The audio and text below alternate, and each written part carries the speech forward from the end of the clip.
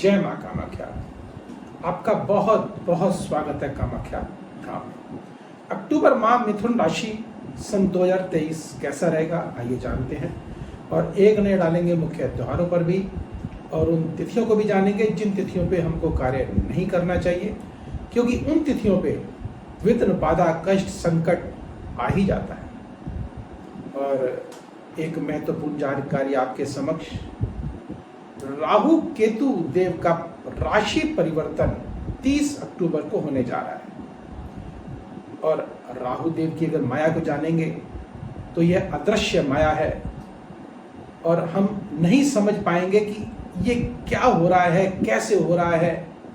अगर हमारी समझ में ये नहीं आ रहा तो निश्चित हम राहु केतु के अंतर्गत हम आ चुके हैं। और किस राशि पर क्या प्रभाव इसका पड़ेगा, किस राशि को इसका चमत्कार सकारात्मक मिलेगा और किसको नकारात्मक मिलेगा, किसके लिए शुभ है किसके लिए अशुभ है, जानेंगे अगले वीडियो में। लेकिन उससे पहले आपको इसको लाइक करना होगा, सब्सक्राइब करना होगा और बेल बटन को दबाना होगा, जिससे अगला वीडियो आपके पास सबसे पहले पहुंचे और आप लाभान्वित हो सके। और एक चमत्कारिक आपको मैं उपाय भी अवश्य दूंगा कि राहु और केतु से हम बच कैसे सकते हैं। वैसे तो बचना बहुत मुश्किल है, क्योंकि जितने भी बुरे कार्य होते हैं वह सब राहु से ही होते हैं, केतु से ही होते हैं। अगर ये ग्रह हमारी कुंडलियों में अशुभ हो गए हैं तो निश्चित हम किसी न किसी ऊपरी बाधा के या अदृश्य शक्तियों के या शत्रुओं से ग्रसित या बीमारी अगर आ गई तो जाने का नाम नहीं लेगी। इस प्रकार की अदृश्य बाधाओं से हम ग्रसित हो ही जाते हैं। और इसका जो महत्वपूर्ण चमत्कारिक उपाय है वह कामाख्या माँ का ही है। और एक अद्भुत आपको जानकारी देना चाहता हूं मैं। माँ कामाख्या के अंतर्गत 64 योगिनियां जो कि अदृश्य शक्तियों के अलौकिक शक्तियों को लिए हुए होती हैं, उनसे संपन्न होती हैं। और वही 64 शक्तियां, 64 जो सहचारी हैं, 64 जो कलाएं हैं, योग माया है, वही कार्य करती है। मां का आदेश इन्हीं 64 योगिनियों को जाता है, जिसमें पद्मिनी है, रति है, नटक है, कनक है।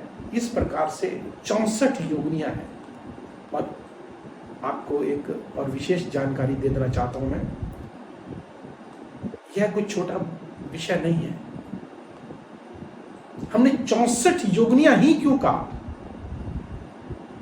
अगर हम काम की अगर बात करेंगे, काम सूत्र की अगर बात करेंगे तो वो भी 64 कलाएं हैं, 64 योग है। निश्चित है यह चर्चा बहुत लंबी हो जाएगी और एक दूसरे से जुड़ी हुई है, बहुत ही आत्मीयता ली हुई है एक दूसरे से। इसके विषय में हम अगले वीडियो में बात करेंगे और जानेंगे कि 64 योगिनी, 64 कलाएं, 64 काम सूत्र एक दूसरे से कैसे जुड़े हुए हैं और इनका कार्य क्या है और तंत्र में इसकी महत्वपूर्ण भूमिका क्या है। इसके बिना तंत्र है ही नहीं, ये भी हम जानेंगे। तो आइए हम पहले जान लेते हैं कि इस माह के मुख्य त्योहार कौन से हैं। 14 तारीख को महालय है, 15 अक्टूबर को अश्विन माह की और शरद नवरात्र प्रारंभ होने जा रहे हैं। घट स्थापना किस समय होगी यह शुभ मुहूर्त भी जानेंगे। और 22 तारीख को दुर्गा अष्टमी है, 24 तारीख को दशहरा है, 28 तारीख को पूर्णिमा है। ग्रह गोचर की अगर बात करते हैं तो 1 अक्टूबर को बुधदेव और शुक्रदेव, बुधदेव कन्या राशि में प्रवेश करेंगे और शुक्रदेव सिंह राशि में प्रवेश करेंगे। और मंगल देव वह 3 अक्टूबर को तुला राशि में प्रवेश कर जाएंगे, अर्थात पंचम भाव पर प्रवेश कर जाएंगे। केतु देव वहां पहले से बैठे हुए हैं और यहां से वे आय स्थान को देख रहे हैं, जहां पर राहु और बृहस्पति देव को भी देख रहे हैं। अर्थात अचानक आपको आय के स्रोत बनते हुए दिखाई दे रहे हैं। जो जातक शेयर बाजार से जुड़े हैं उनके लिए बहुत ही उत्तम है ये। और अगर जो जातक शिक्षा से जुड़े हुए हैं उनके लिए भी बहुत ही उत्तम माह है ये, अर्थात वह उत्तीर्ण अवश्य होंगे। और अगर कोई प्रतियोगिता अगर दे रहे हैं तो निश्चित सफल वह अवश्य होते हुए दिखाई दे रहे हैं। अगर बात करते हैं प्रेमी युगलों की तो मन में खटास, टकराव, अलगाव ये हो सकता है।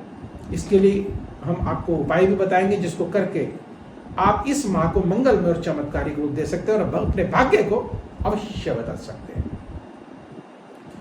तो अगर हम बात करते हैं व्यापारी गणों की, तो दशम भाव से लेते हैं। दशम भाव जो है वह स्वामी देव जो है वह बृहस्पति देव है, और बृहस्पति देव राहु देव के साथ बैठे एकादश भाव में। तो आए किसी ना किसी रूप के माध्यम से अवश्य होती हुई दिखाई दे रही है, अर्थात आप उच्चतम स्थितियों को अवश्य पहुंचते हुए दिखाई दे रहे हैं। और जो जातक नौकरी पेशा है उनके लिए भी निश्चित प्रमोशन के चांस अवश्य बने हुए हैं। अर्थात कहना चाहिए कि मिथुन राशि वाले जातकों के लिए यह अक्टूबर माह चमत्कारिक, भाग्यशाली, आनंददायक होने जा रहा है। लेकिन ध्यान रखिएगा, थोड़ा स्वास्थ्य की दृष्टि से अवश्य सावधान रहें। रक्त संबंधी विकार, मांसपेशियों संबंधी विकार यह हो सकते हैं, और ऐसा ना हो इसके लिए उस उपाय को जानेंगे जिसको करके इस माह को आप मंगलमय और चमत्कारिक रूप दे सकते हैं, और जो अशुभ ग्रह हैं उनको शुभता में बदला जा सकता है। तो आइए पहले उन तिथियों को जान लेते हैं जिन तिथियों पे हमको कार्य नहीं करना चाहिए। वे 12 तारीख, 13, 17, 18, 21, 22 और 30 तारीख को भूल कर भी कार्य ना करें। अगर करना भी पड़े तो एक छोटा सा महा उपाय माँ कामाख्या का, जिसको करके इस माह को आप मंगलमय बना सकते हैं। कामिया सिंदूर को आप चमेली के तेल में डाल करके प्रतिदिन अपने माथे पे अवश्य लगाएं। और एक मंत्र आपको बता रहा हूं, और उस मंत्र का अगर आप जाप कर लेंगे तो निश्चित आपको सोने में सुहागा वाली स्थिति बन जाएगी। और वह मंत्र क्या है? क्षौम ओम ओम उ था। इस मंत्र का जाप करते हुए माथे पे तिलक लगाएं, और फिर देखिए माँ कामाख्या का चमत्कार। और मैं कामाख्या माँ से प्रार्थना करूंगा कि आपका यह महा मंगलमय हो और आपकी सभी मनोकामनाएं माँ कामाख्या पूर्ण करें। तो इसी के साथ सिर्फ छोटा सा निवेदन भी करूंगा कि लाइक करें, सब्सक्राइब करें और बेल बटन को अवश्य दबाएं, जिससे अगला वीडियो आपके पास सबसे पहले पहुंचे और आप लाभान्वित हो सकें, और आप 64 योगिनियों की माया, तंत्र की माया, काम सूत्र की माया को आप जान सकें। लाइक करें, सब्सक्राइब करें और बेल बटन को अवश्य दबाएं। तो मुझे दीजिए आज्ञा। जय माता कामाख्या।